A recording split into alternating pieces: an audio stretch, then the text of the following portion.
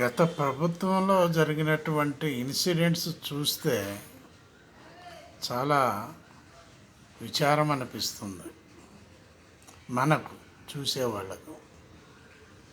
అది ఏ విధంగా ఉన్నదంటే, ఒక పేదవాడు రేషన్ కార్డు అడిగితే అది పెద్ద పని కాదు అని అంటారు. ఇల్లు ఇవ్వమంటే అది పెద్ద పని కాదు అని అంటారు. ఒక పేదవాడు ఏది అడిగినా అది పెద్ద పని కాదు అంటారు. ఉద్యోగాలు ఇస్తారా? ఇవ్వరు. గవర్నమెంటు ఉద్యోగం గురించి ఎంతోమంది ఎదురు చూశారు, పరీక్షలు రాశారు. కానీ ఎవరికి గవర్నమెంట్ జాబ్ దొరకలేదు, ఇవ్వలేదు. పరీక్ష రాసినటువంటి వాడు పాస్ అయితే కోర్టులో వేస్తారు, అవి క్యాన్సిల్ అయిపోతాయి.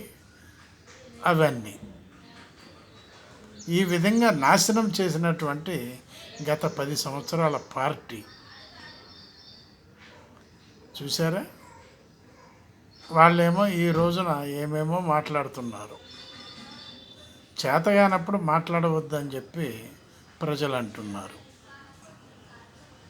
ఆలోచించండి ప్లీజ్. బాలసాని వీరప్రసాద్, హైదరాబాద్.